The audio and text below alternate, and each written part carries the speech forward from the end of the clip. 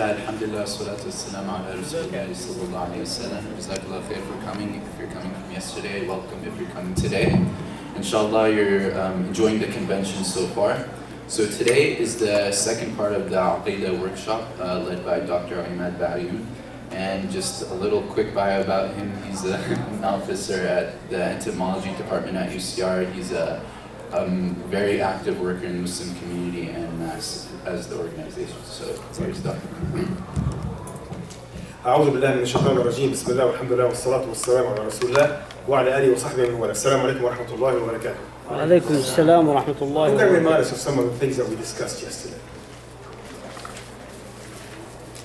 In the back, one of those in the back, you can come forward. Is it open book? It's open book. You can look at your notes. That's fine. Sisters in the back, you can move forward, inshallah. Or if you're not, leave your notes.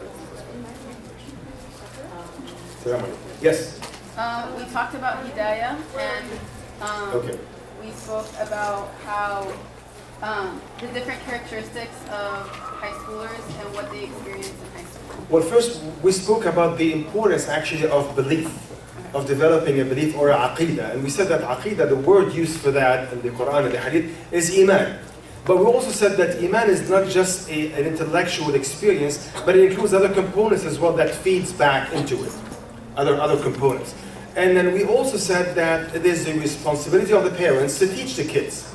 So that's why there's an obligation. A person cannot just care about himself or herself, but we have to care about our kids. This is someone that will be actually accountable for, will be responsible for before Allah subhanahu wa ta'ala. And we also said that the job of the parents in that regard is to explain and to give the directions and the information. So when we said that, when we're talking about the meaning of hidayah, we said that hidayah or guidance, as it is translated, can mean either showing actually the road to somebody, or explaining or showing the direction, but then after, and this is what the parents actually should do. But then afterward, whether they take on that direction or not, this is their own choice. But of course, the support should always be there. We always support them, we always help, and as long as it is needed. And we also, among the things that we discussed, we said that there are other factors that affect the belief of the kids. Of course, the focus actually for us is the high schoolers. We said there are other factors that affect that. It is not just basically what I teach, but it also the other factors that are surrounding that whole thing. So we said that the environment of the house actually plays an important role. The type of relationship with the parents, or the husband and the wife, the father and the mother. These play actually an important role. What else did we say? We said, you mentioned some of the characteristics actually, or the qualities of the growing adults. What? Oh, somebody's sitting outside. Okay. What else did we say? They question. Because keep in mind what we're talking about, or the group that we're dealing with here, is basically somebody who's transitioning into adulthood. So somebody basically who used to be not long before, used to be basically a child, and he's becoming an adult. And the parents sometimes may have difficulties accepting or still seeing that child as an adult. And the kids, of course, they want to become an adult overnight. And that creates conflicts in communication. So that's why one of the basically qualities of the kids in that, or the children actually in that period, is that they question everything. They argue sometimes a little too much, and they're overly trusting their own, intellectual abilities. And this is not bad in itself, of course, but of course it has to be directed in the proper direction, so as not to lead into arrogance or excessively, basically, trusting one's own. Inshallah, not gadget. This I feel more important this way. What else did we say? Without feeling. You are. Allah barik fik. What else did we say? We discussed this. What are some of the things that we discussed yesterday? Who can remind us? Guidelines on teaching the Aqeedah. What? Guidelines on teaching the Aqeedah, the Tawheed, Tawbah. Guidelines. What did we say about that? We did something with the Tawheed. Yes, Tawheed. We said something a little specific about Tawheed. Remember what we The said? Hadith of Ibn Abbas, Ihfadullah Yahfadak. Yes. So when we're talking about teaching the Tawheed or teaching the Aqeedah or the belief, we're talking about not teaching it in an academic way, a dry academic way, but something that is connected to reality. You know? And this is the way, by the way, the Quran approached teaching the Aqeedah. When you read, for example, the beginning of Surah Al-Mujadila, here's basically a woman coming to the Prophet ﷺ arguing about a specific private matter, discreetly. And the surah starts with, anybody knows the beginning of Surah Al-Mujadila? قَدْ سَمِعَ اللَّهُ قَوْلًا لَتُجَادِلُكَ فِي زَوْجِهَا وَتَشْتَكِي إِلَى اللَّهِ وَاللَّهُ يَسْمَعُ تَحَاوُرَكُمَا. And then, وَاللَّهُ سميع عليم. وَاللَّهُ سَمِيعٌ عَلِيمٌ وَسَمِيعٌ بَصِيرٌ. سميع بصير. سَمِيعٌ بَصِير. And Allah subhanahu wa ta'ala says that Allah heard the one who's arguing with you about the private matter, and Allah hears the conversation or heard the conversation. Allah is the all-hearing, the all-seeing. So the conclusion of that verse is connected to the beginning of it. So after presenting Allah heard the discussion, Allah is all-hearing and all-seeing. So there has to be a connection between the names of Allah subhanahu wa ta'ala, or the way we believe in Allah subhanahu wa ta'ala, with the earlier part. Not just pure academic way that is dry, not connected to reality. What else have we said? And we mentioned the example where the hadith of Ibn Abbas, where the Prophet ﷺ told him, احفظ الله يحفظك, be mindful of Allah, Allah will protect you. Be mindful of Allah, you'll find Him where you need Him. If you were to ask Allah. If you were to seek anyone's help, seek the help of Allah. I know of the whole world you're not to benefit you in any way. They will not benefit you except by that which Allah will to happen for you. If they are not to harm you in any way, they will not harm you except by that which Allah will to happen to you. What else did we say? Concepts of the Tawbah.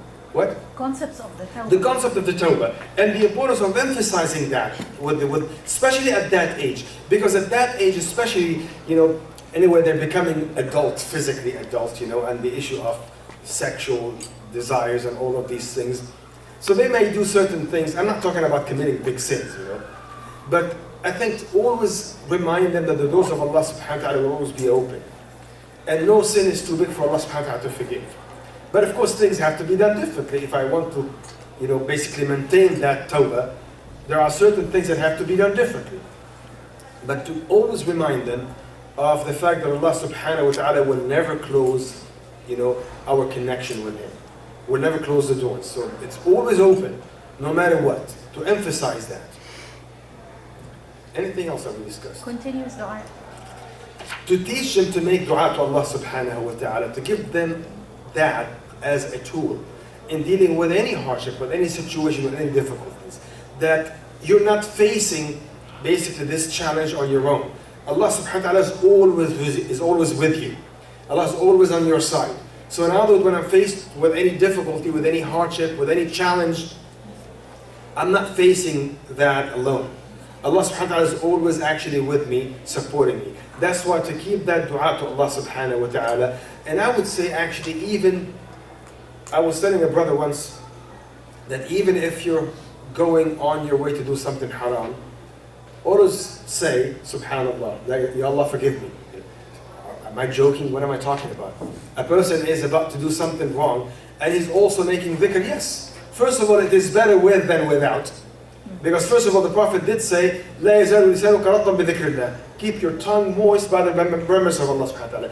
The other thing is that sometimes the remembrance of the tongue will affect the heart and the person will stop. So don't think the person or the youth should not think to themselves that, well, I'm sinning anyway, so I might as well take the scenic route. I might as well sin all the way. No. Don't do that. Basically, whatever you can do in the right direction is something that should be done. Anything else that we discussed? Actually, we started the discussion about mentoring, but we didn't discuss Mentoring? Yeah, like the good way that those teens could be taught is having a mentor. Yes. But there's a difference between this mentor is outsider or the parent. And this is one of the points that you raised, is that sometimes the kids at that age, they may accept anybody's advice except that of their parents. Because their parents are there and they give me advice all the time. So it's just another piece of advice. Just add it to the bank, whatever it is. But when they hear it from somebody else, by the way, that's true even for us ourselves. We may know something, but when we hear the same thing from somebody else, it would have an impact on us. So in a way, it's good. That's why it's good to have somebody that is trusted, whether a family member, an uncle, or somebody that they like, they look up to, to use that basically to the advantage, to your advantage, in a way to help reach the kids. Now, one thing that I would like to talk about today, I mean, we have two things, inshallah, that we will be covering. One of them is about the concept of tafakkur, contemplation, and the other one is about science and religion.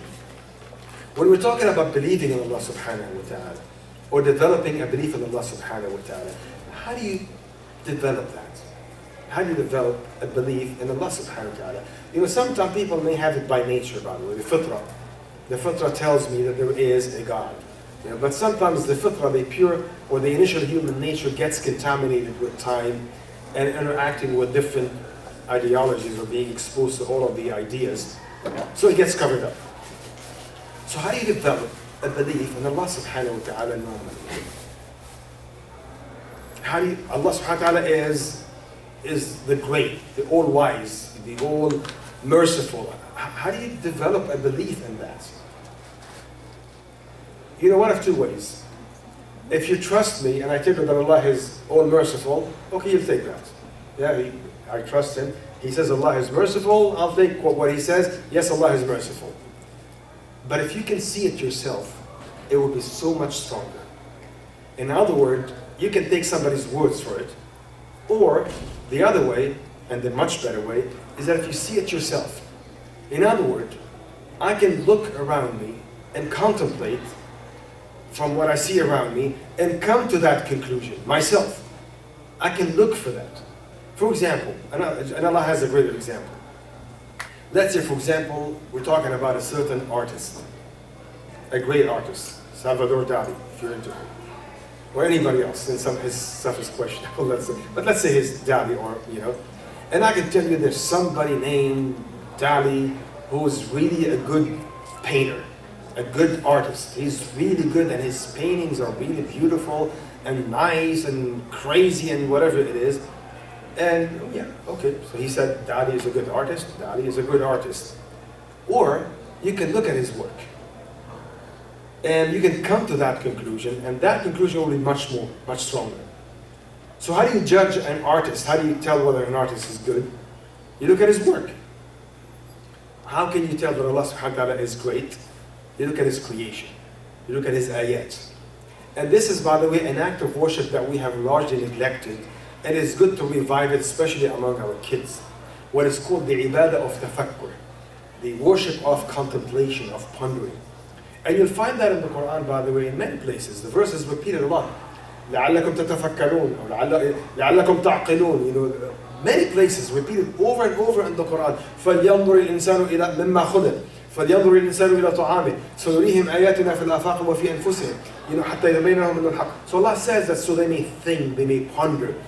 Don't they look at their food? Don't they look at the world around them? Don't they look at the mountains, at the earth? So Allah subhanahu wa ta'ala calls us to contemplate, to think about these things. There was once an instance where a Sahabi named Ata, he said, once I went with Ubayd bin Umayr, after the death of the Prophet ﷺ, we went to Aisha, and she spoke to us from behind a veil. And we asked her, tell us something amazing about the Prophet ﷺ. They said that she cried and she said everything about him is amazing. Everything about him was amazing. But she said that one night, I remember, I sat next to him, his skin touched my skin, and then he told me that, leave me alone, I need to worship my Lord. So he went and he made wudu, and he started praying and crying, ﷺ, and he stayed like that all the way until Fajr. When Bilal bin Rabah came to him, and he says, Ya Rasulullah, what makes you cry like that? When Allah has forgiven everything to you. And the Prophet ﷺ said that, وَيْحَكَ يَا Bilal, how can I not cry when Allah revealed tonight, and He mentioned the verses in Ali Imran, إِنَّ فِي خَلْقِ, I will translate, إِنَّ فِي خَلْقِ السَّمَاوَاتِ وَالْأَرْضِ وَاخْتِلَافِ اللَّيْلِ وَالنَّهَارِ لَآيَاتٍ لِأُولِي الْأَلْبَابِ الذين يذكرون الله قياما وقعودا وعلى جنوبهم ويتفكرون في خلق السماوات والأرض ربنا ما خلقت هذا باطلا سبحانك فقنا عذاب النار. So he said, how would I not cry when Allah has revealed these verses, when Allah says, indeed in the creation of the heaven and the earth are signs for the people of reason. People that remember Allah sitting and laying down, and they contemplate, they ponder about the creation of the heaven and the earth, and they conclude that Allah, you did not create that in vain. Glory be to you, protect us against hellfire. So here this is a call to contemplate, to think, to ponder. And you come to that conclusion that Allah subhanahu wa ta'ala is the all-powerful. That's why in the Sunnah it was mentioned that sometimes basically a contemplation of an hour is better than an empty worship of a whole year. Because this is something that will change you from the inside out. And it is a good thing, again, to teach that to the kids. You know? And the ayats and the whole, actually, the Quran actually call us toward that. And subhanAllah, the more you learn about Allah subhanahu wa ta'ala, the more you see aspects of His greatness, the greater you see Him, and the more insignificant you see yourself. You know, if you're watching a big skyscraper from a distance, it would be very small. It's small. The closer you get to it, the bigger it becomes. And the smaller you become.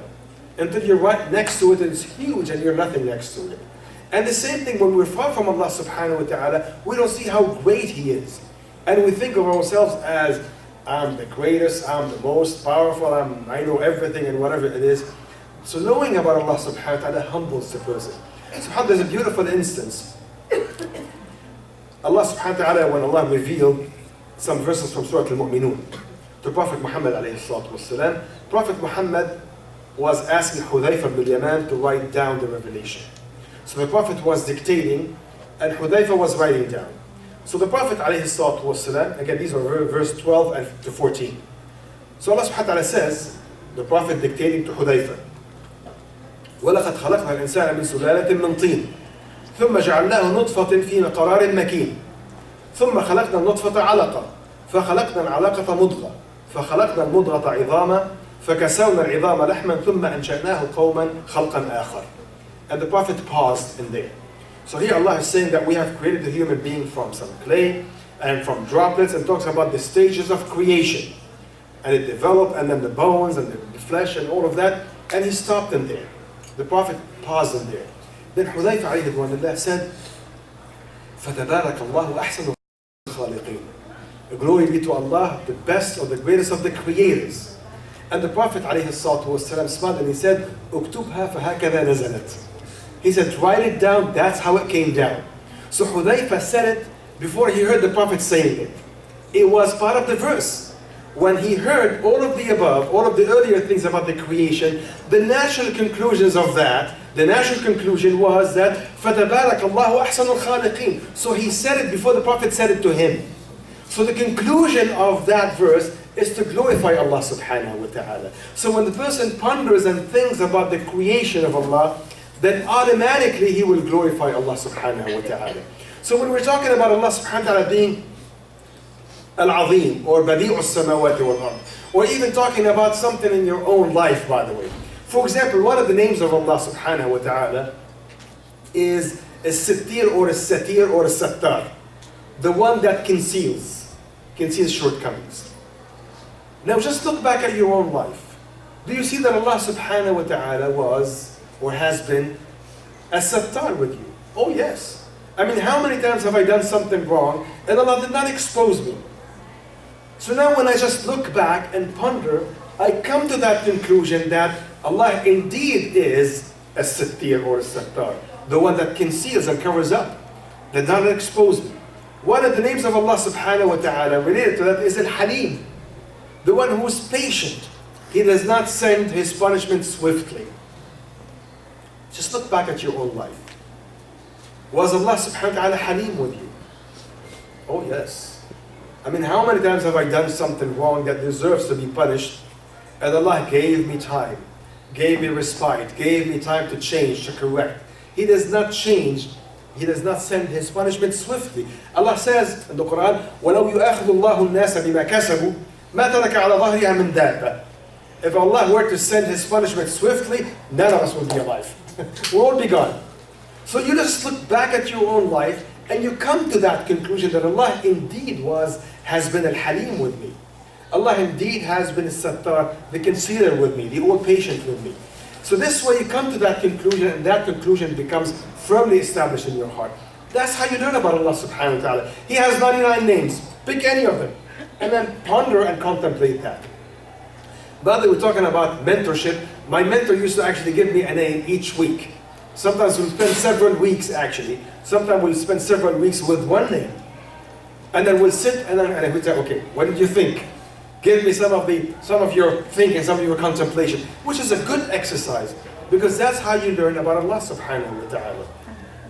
And Allah subhanahu wa ta'ala says that sometimes there are certain things that are in our face, in front of us, but we don't think and ponder about them. When Allah says, فَلْيَنْظُرِ الْإِنسَانُ إِلَى طَعَامِهِ, let the person look at his food. It doesn't mean just looking at it, admiring it, oh, it's beautiful, it must taste really good. This is not what this is talking about. It means look at it and ponder about it. Yani, subhanAllah, this food, where did it come from? You know how, subhanAllah, I just feed my face, so to speak, you know, and then after thinking, this is digested, it goes in here, that goes in there, you know, this is absorbed in there, this absorbed in there, you know. Well, this is an ayah from Allah subhanahu wa ta'ala. Something that is as close to me as my own food, you know, that I don't just stop and then think about it. And Allah says, you know, أَفَلَا يَنْظُرُونَ إِلَى الْإِبْلِ كَيْفَ خُلِقَتْ وَإِلَى السَّمَاءِ كَيْفَ رُفِعَتْ وَإِلَى الْجِبَالِ كَيْفَ نُصِبَتْ وَإِلَى الْأَرْضِ كَيْفَ سُطِحَتْ. Don't they think, don't they ponder? So all of these are calls for the person to think and to ponder. And the Quran is full of these things. These are the ayat of Allah subhanahu wa ta'ala. The universal or the cosmic ayat of Allah subhanahu wa ta'ala. The sun is an ayah, the moon is an ayah. Everything. The insects are ayahs, full of ayahs in the word of insects. So these all tell us about the greatness of Allah subhanahu wa ta'ala. And also Allah subhanahu wa ta'ala points to us of how we were created and how we are today. So Allah subhanahu wa ta'ala says that sometimes the person will be ungrateful to Allah subhanahu wa ta'ala. قُتِلَ الْإِنسَانُ مَا أَكْفَرَهُ مِنْ أَيِّ شَيْءٍ خَلَقَهُ. I mean, the person is so ungrateful. How did he forget what he was created from? You know, Allah subhanahu wa ta'ala says, you know, وَمِنْ آيَاتِهِ أَنْ خَلَقَكُم مِّن تُرَابٍ ثُمَّ إِذَا أَنْتُمْ بَشَرٌ تَنْتَشِرُونَ. He created you from dirt. And then you're spreading around, you know, doing things actually around you. So all of these actually are ayats for us to think and to ponder about. But I think when we're talking about contemplation, I think we have to be careful, again, not to go to the problem that sometimes the youth fall into, thinking that I can contemplate about everything, that I can think about everything and find any answer that I'm looking for simply by thinking about it. No, there are certain actually areas or certain aspects that your thinking cannot answer. And that has to do with anything of a metaphysical nature, anything of a ghaib. When it comes to the ghaib, you cannot use your mind because you don't have directions. You don't have information. I cannot extrapolate. That's what the Prophet ﷺ said. If you were to think or ponder or contemplate about Allah subhanahu wa ta'ala, he said contemplate His names and attributes and do not contemplate His self. وَلَا تَتَفَكَّرُوا بِذَاتِهِ فَأَنَّكُمْ لَن تَقْدِرُوهُ قَدْرًا. You will not do justice to Him. Why? Because our mind, our imagination, as rich as it might be, it has limitations. You know, everything that we think of exists within the dimension of time and space. So for something to exist beyond the time and space dimensions becomes something that is impossible for us to think about. You know, as intelligent as the person might be, there are still so much limitations to what the mind can tell that person. That's why we do not think about the self of Allah subhanahu wa ta'ala, because that's beyond our capacity. We cannot. That's beyond our capacity. You want to think, you want to contemplate, think about the attributes of Allah subhanahu wa ta'ala. How merciful He is, how great He is, how generous He is, how patient He is. All of these names and attributes that Allah subhanahu wa ta'ala has, but never the self of Allah subhanahu wa ta'ala. Because sometimes, like I said, you fall into so many traps that would be impossible for you to realize. Let me give you an example. And the Prophet mentioned that sometimes some people will say, okay, well, God created this and God created that. So who created God? The Prophet mentioned that. He said that. And he said when that comes to your mind, basically, to read Surah Al-Ikhlas, because it talks about the Tawheed of Allah subhanahu wa ta'ala. But to explain a little bit, something that Al-Banna, actually, Imam Al-Banna mentioned, commenting on that. He said that Imagine, let's say, for example, I left this bottle in here. I go out, I came back. This is perfectly flat, and the bottle is there. So what's going to come to my mind is that somebody moved the bottle, right? I mean, the bottle is not going to jump on its own, but it moved the bottle. But let's say, for example, I'm sitting here, and my dear Ahmed here is sitting there. I go out, and when I came back, he's sitting in the other chair. I'm not going to think who moved Ahmed, because what applies to the bottle does not apply to Ahmed. Ahmed can move on his own, right? So the questions are not to be applied to everyone or to every situation. When the person asks, who created Allah? The assumption there is that Allah is created, and I'm looking for the one who created him. Well, wait a minute. Was Allah created? Of course not. That's what the question itself is wrong. It's like, for example, when you say, again, using my dear Ahmed in here again. If Ahmed were to fly, how high up can he go? And we start arguing, I think it's 1 mile, no, 2 miles. Well, wait a minute, can he fly? That's why the question itself is wrong. Asking the question itself is wrong. The problem is with the question. And for us to try to find an answer for a question like that becomes problematic. So when the person says, who created Allah? The assumption for that question is that Allah was created. And I'm trying to find out who created him. Well, wait a minute, was he created? That's why the question itself is wrong. You should not even ask that question. Now, of course, this example is an obvious example. But much of the time, it is not as obvious as that. That's why when it gets to the self of Allah subhanahu wa ta'ala, our mind falls into all sorts of such traps. So we stay away from that. That's why when it comes to anything of a ghaib nature, anything of a metaphysical nature, we do not use our mind. And here we take the text as it was given to us. So in other words, if Allah told us something, or the Prophet told us something about something of a ghaibi nature, we take it as it is. We do not extrapolate, we do not use our mind to explain some of these things. Because here we're talking about a different form of existence that is governed by different rules. Let me give you an example.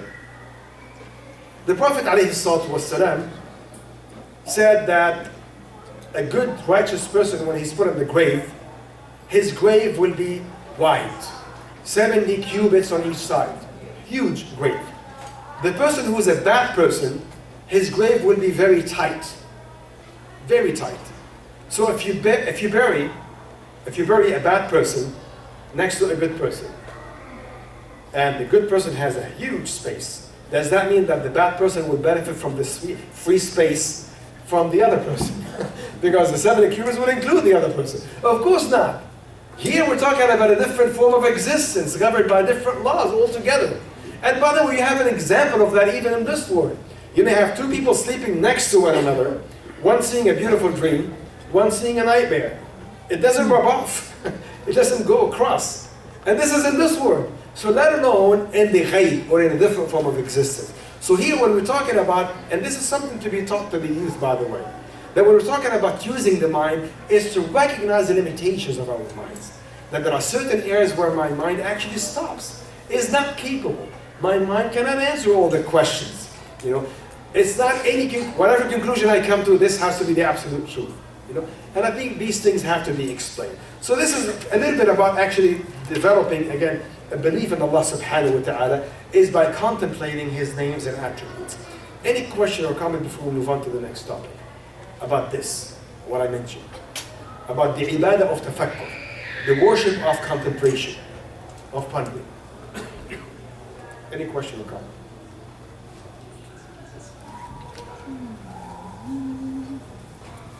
Going once, going twice? Yes? How would you apply it? How do you put that into a practical thing that we can do with our teenagers? Without what? That we can do with the teenagers. Well, I think it's good to teach them that, by the way. I mean, subhanAllah, I taught it to my younger sister when she was even younger than a teenager. It's a good exercise, But of course, you have to speak at their level. You don't want to get too complicated or sophisticated when it comes to their thinking, using some philosophical things that they can't even understand, But tell them that. Allah subhanahu wa ta'ala, for example, was the all generous. Do you see that Allah was all merciful, was with you? How Allah subhanahu wa ta'ala has brought you parents to take care of you, how Allah subhanahu wa ta'ala brought you this and brought you that, when other people don't have what you have. So anyway, at their level. But to get them to make the association, I think this is the good thing. That when I see something beautiful, I don't want to just think about the thing itself, but I want to think about the maker of that. You know, some people look at a piece of art and they will say, oh, this is a beautiful piece of art.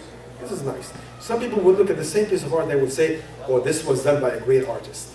And I think this is the kind of thinking that you want to instill in their heart, to help them make the association. When you see a beautiful sunset, well, this is how great Allah subhanahu wa ta'ala is. He created this. When you see a beautiful flying over the cloud in the airplane, you know, seeing this nice, beautiful thing, that's what Allah has created.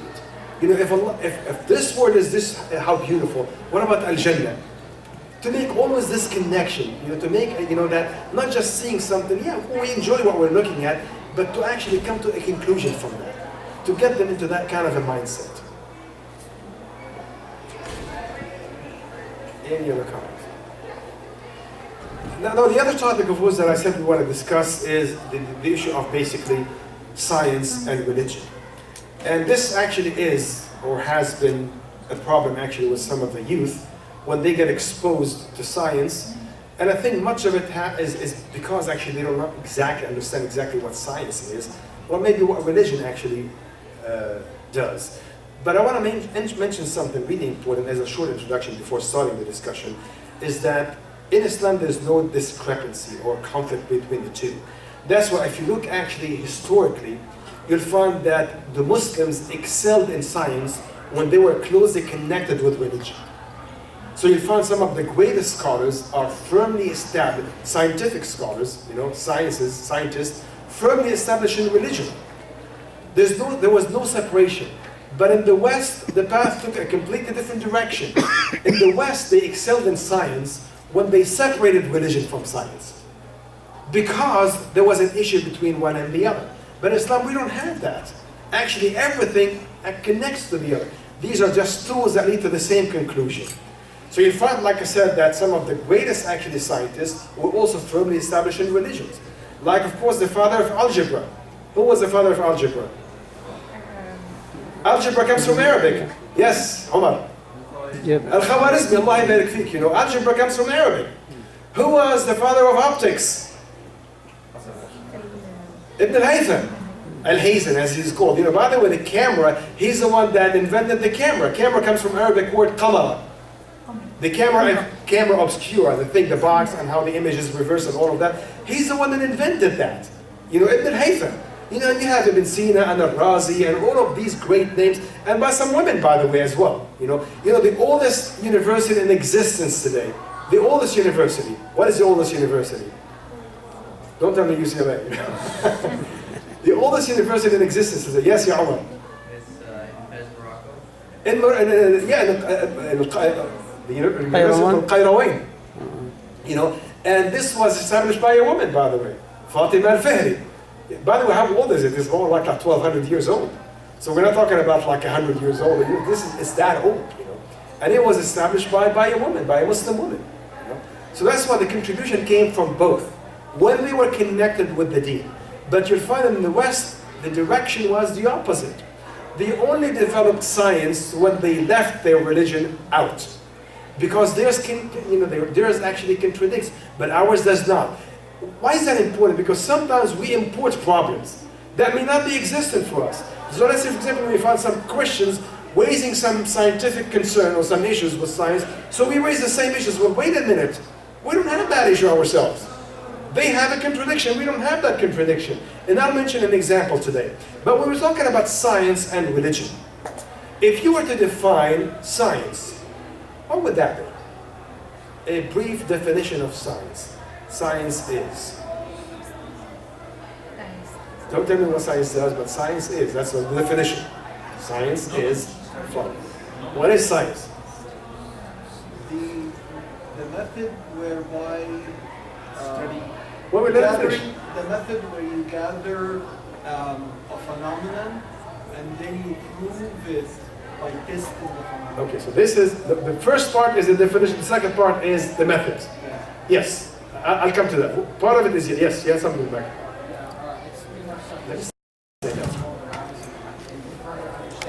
The what? Again, we would slow down, not shut up so fast. Say it again. It's like the further understanding of the world around us. Okay. And how like different things in this world impact other things, and just pretty much a shorter way of defining how this world works, making our lives Okay, so this is what it does. Yes, go ahead. The microphone. What do I do with it? Yeah. Put it in. Do your jacket. This, like this? Yes. Is this good enough? Yes. Okay, sure. Okay.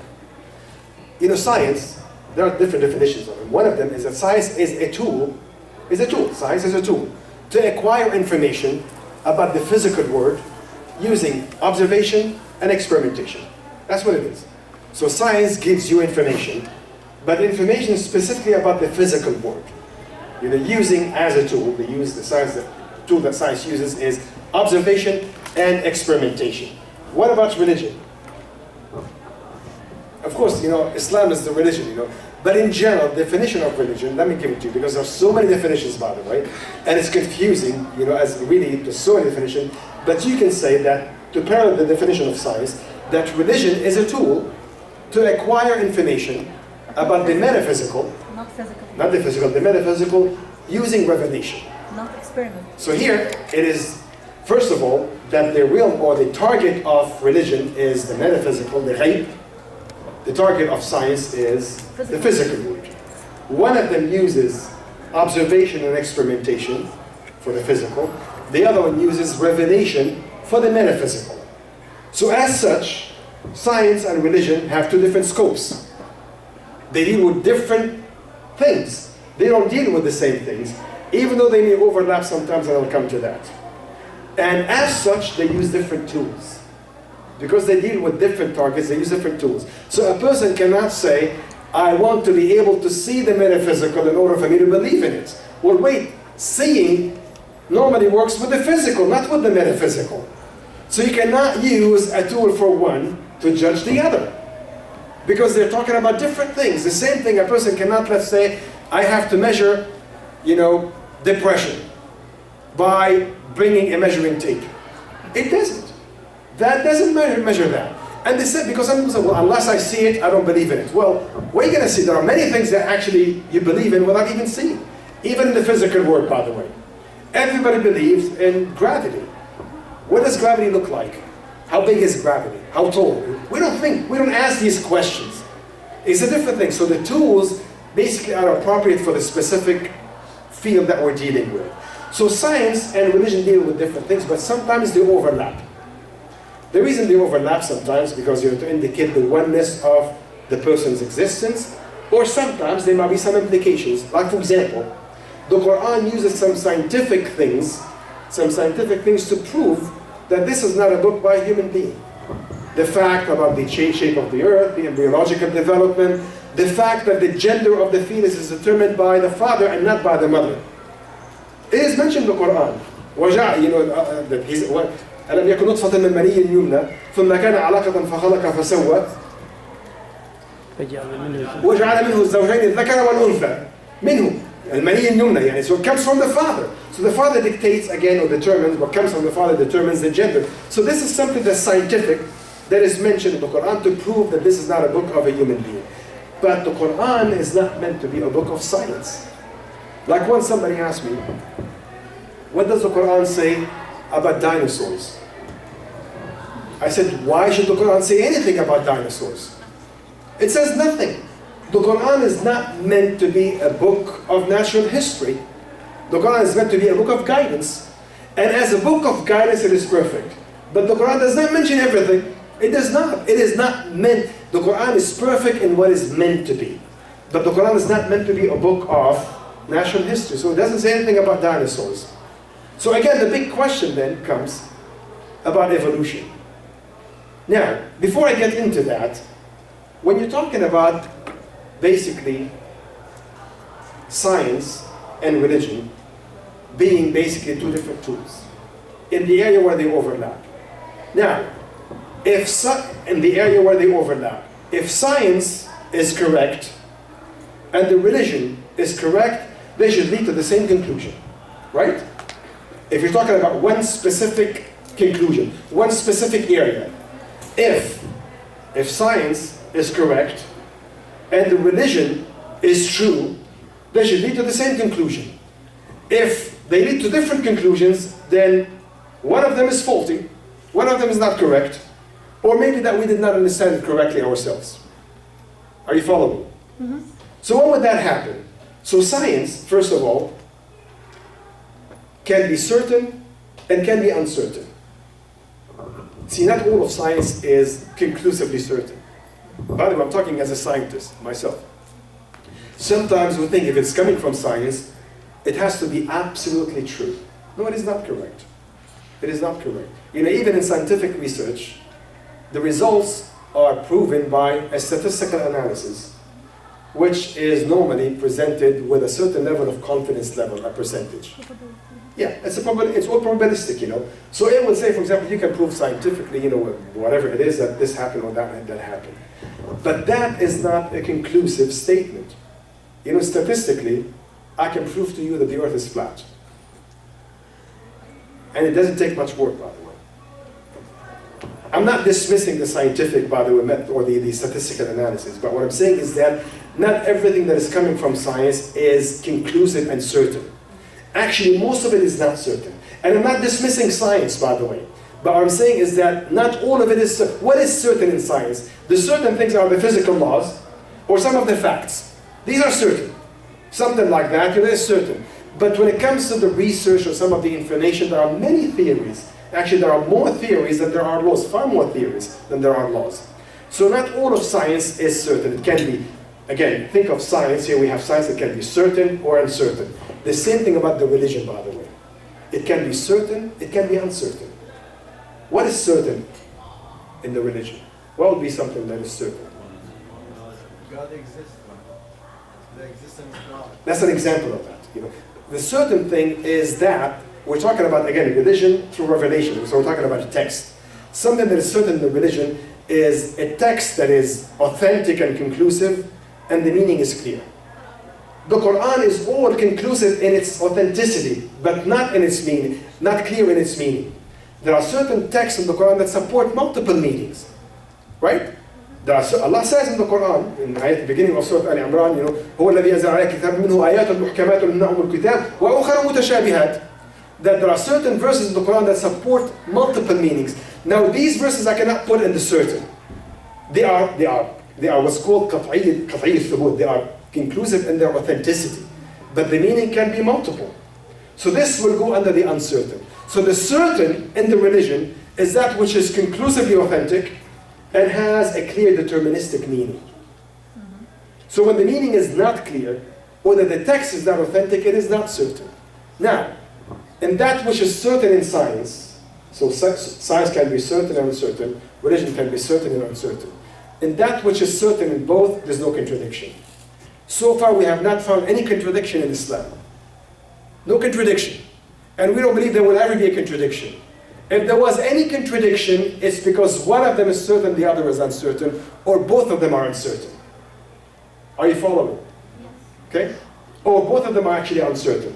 That's why. So what is the relationship between Islam and science? Again, if both are certain, they will not lead to different conclusions. And this is, by the way, only in the area of overlap. Because normally they have two different scopes, right? In the area of overlap, they should not lead to different conclusions unless one of them is uncertain. Or both of them are actually uncertain. So what about evolution? And this is the big thing, of course. You know, this is really the big thing. And people are just so passionate about defending or attacking the evolution. Some people, and this is, by the way, not because of, it's an interesting theory, but because of the implications of that. And it comes mostly, by the way, from the non-Muslims. Because from the non-Muslim, it talks about creationism, basically. That everything is created as it is, you know. So when you have somebody saying that, well, no, they do not exist as it is. They developed as a result of a gradual change, you know, from one species to the other and whatnot, you know. So they have a problem with that. They have a problem with that. What does Islam say about the origin of species? Nothing. It does not say anything. So in other words, if you can prove that evolution, except for the creation of Adam, which I will come to, by the way, in a minute. So if you can prove that evolution happened, Islam does not have any problem with it. So the issue that they raise in the other religions, we don't have that. If somebody can prove that evolution did happen the way Darwin described it, Islam does not have any problem with it. That's fine. It's fine. But I can tell you scientifically, it doesn't seem to be actually what happened. When you tell me that what happened, I don't know what happened, but I know what did not happen.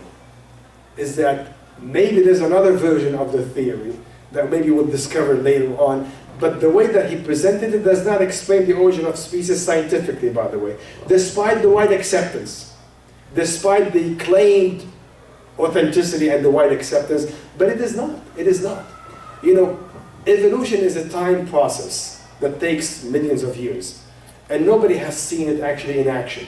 So all you do is you look at some things that you have today and you reconstruct a model that goes back in history, right? That's what it does. And that itself introduces a lot of error. So scientifically, it doesn't look to be actually what happened. It does not look really what happened.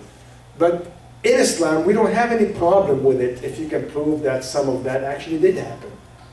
Or that it did happen, or whatever new theory people, actually scientists, might come up with. Islam does not say anything about the origin of species except for Adam. We believe Adam actually came as he is. Now you tell me, what about all those, you know, humanoids? What looks like the Lucy and all of these things. And of course, these are pieces, and they're reconstructed from small pieces of bones.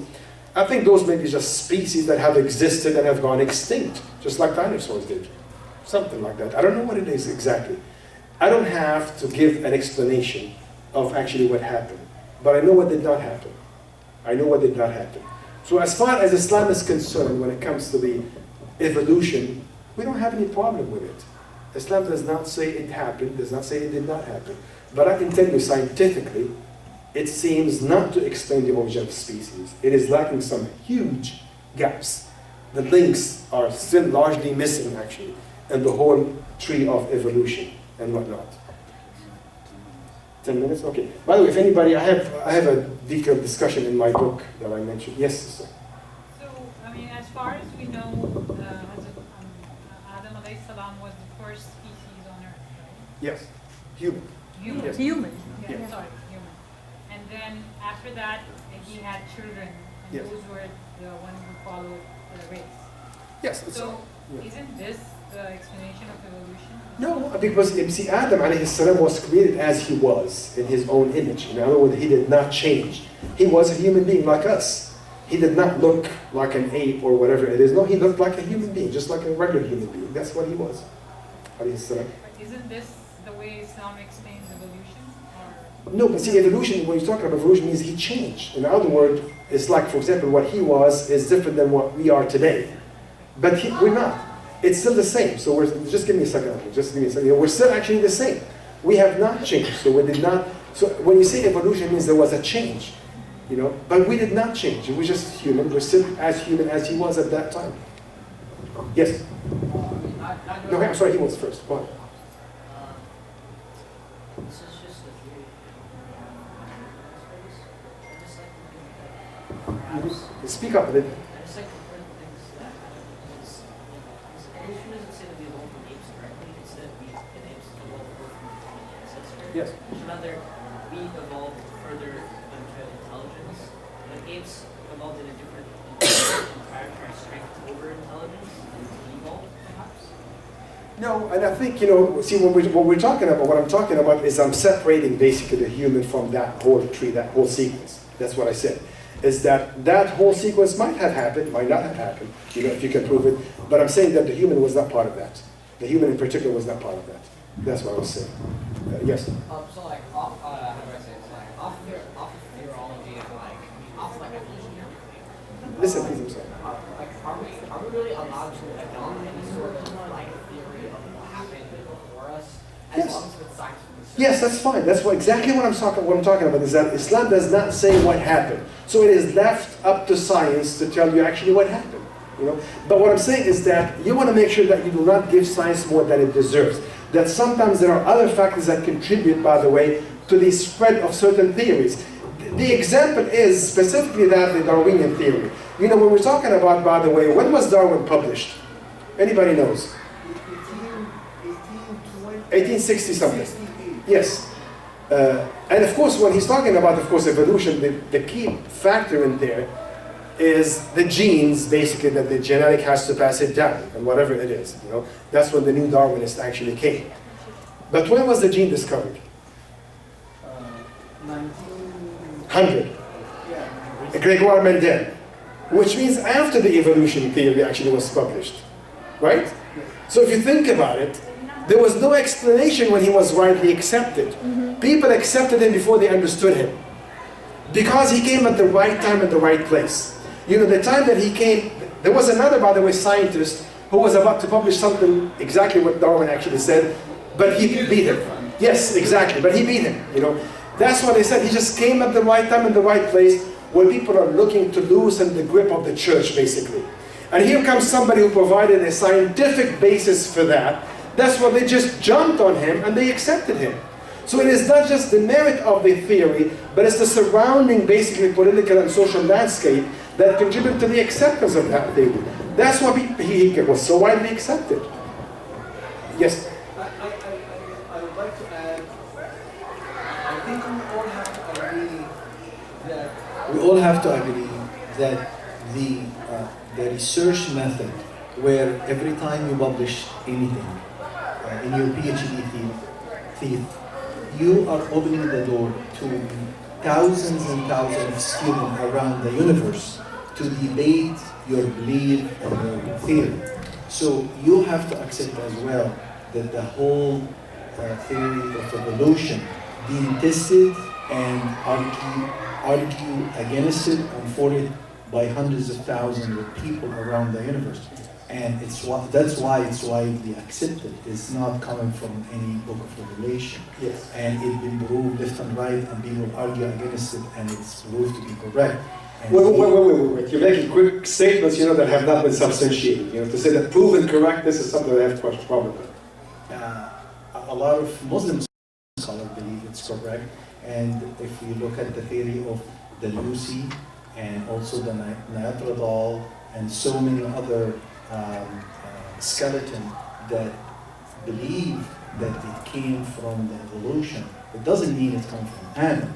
We are mostly believe that it's correct. All this skeleton as it was there in this universe, yes, but maybe have nothing to do with Adam. And by the way, that scientifically, they don't care or they don't even prove it's coming from Adam. They really yes. Well, see, that's what I said. If it has been proven, if it can be proven, there's nothing wrong with that. I don't have any problem with that. But my question is, has it been proven? And I think that's really what I'm questioning. And I think a lot of the time people basically just become more dogmatic about accepting certain things. Like, for example, when Dawkins says, well, the evolution is as certain as the earth revolving around the sun. I think that statement is completely false, you know. Another has been proven without any doubt. And there's a lot of question about a statement that is made like that, you know. But if that or any other theory has been proven, that's fine. That's fine. That's exactly my point. Is that doesn't deny there was a species beside Adam.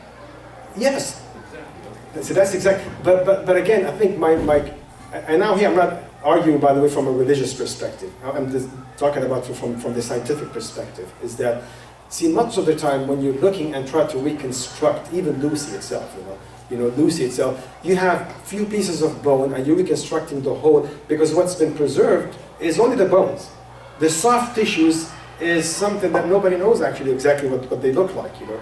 So you're trying to reconstruct the whole organism from pieces of bone. But the bones do not give you all the information about an organism. For example, if you were to look at the marsupials, like the kangaroo, you know, that only exists in the Australian continent, you know. If you just look at the skeleton, there's no way you can tell that they're marsupials. Even though this is something that is really major about the way, even the marsupials, what I'm talking about, when the gestation partly actually is spent outside in a pouch. You know what I'm talking about, right? You know, versus the placental where everything actually happens inside. So there's something called the Tasmanian wolf, and there's the regular placental wolf. Their skeleton look exactly the same, but they're completely different organisms. So the bones do not give you all the information, what I'm saying, you know. But still, if you can prove something like that happened, it's fine, it's fine. But I think, you know, to say that has been proven, I think that's a big statement. How much time do we have? 5 minutes? Okay. Yes? I think even the scientific society agrees on that. They call themselves, like, we have academic amnesia, and then they jump on the wagon for some things and push certain ideas with the momentum is. So there are biases in all these, and because they are have agenda sometimes, and sometimes they're not aware of their agenda. But like 10 years ago or 20 years ago, we were not like fat wasn't the enemy. Now it's sugar the enemy, and the egg has cholesterol was done by a research with against eggs. Then eggs now is good. It's like all sorts of biases. And like you said, Doctor, we follow the scientific significance, the statistical significance, but the research design might be all faulty, because it is. I mean, a lot of time it's limited. How much you cannot count the world in research design. And you come out of it with scientific significance, but to start with, it's very messy. Not only that, by the way, but sometimes certain voices are louder than others. I don't want to dismiss the scientific research, and there are debates that are already actually going in there, but certain voices are louder than others. But if you look at the same time, you do find within the scientific community some people that have a strong faith or strong belief in that. This is not to say that all of the scientists then automatically are categorized as being, atheists or believing in this or believing in that, The scientific community is largely diverse, but certain voices are louder than others. And the debate is there, the debate actually remains in there. And I think one of the problems is that today, because of the increased specialization in science, some scientists may fail to see the bigger picture. But they're just so focused actually within their own fields, it is difficult to step back and then question something. Especially when you have fields that are actually developed in terms of that evolution, by the way. Fields like, for example, taxonomy, for example. The naming organism or the phylogeny and the phylology and all of these things that are developed based on that. So it's difficult for now the scientists see things in light of that evolutionary tree. So it's difficult to step back and re-question that because it's explained in its terms. There was a nice sitcom called Happy Days. Anybody familiar with it? I guess I'm the only one. Well, what happened is that in one of the episodes, I don't know if it's something inappropriate or something, one of the episodes, the Fonz wanted to marry somebody. And his friend Richie knew that this lady is not good news. She is not a good lady. So he wanted to warn him. Tell him that, why are you marrying her? And the Fonz says, because she's an honest and sincere person. So Fonzie said, how do you know she's honest? Fonzie says, well, she told me that she is. Richie told him, what if she's lying to you? And Fonzie said, honest people don't lie. In other words, he's assuming already that she is before he... And a lot of time we do something like that, by the way. We do something like that. Khair, inshallah, I think we have to stop. Khair, inshallah, jazakumullah khair. We'll stop here and I'll be back. Jazakallah khair, Dr. Imad. Inshallah, we all learn from this and can take many of these lessons back into our lives. And as children, we make it easier for our parents. And as parents, I'm not a parent, but it's easy for you guys, inshallah, Rabbil Alameen. سبحانك اللهم وبحمدك نشهد أن لا إله إلا أنت نستغفرك ونتوب إليك أعوذ بالله من الشيطان الرجيم بسم الله الرحمن الرحيم والعصر إن الإنسان لفي خسر إلا الذين آمنوا وعملوا الصالحات وتواصوا بالحق وتواصوا بالصبر جزاك الله خير والسلام عليكم ورحمة الله أكرمكم الله.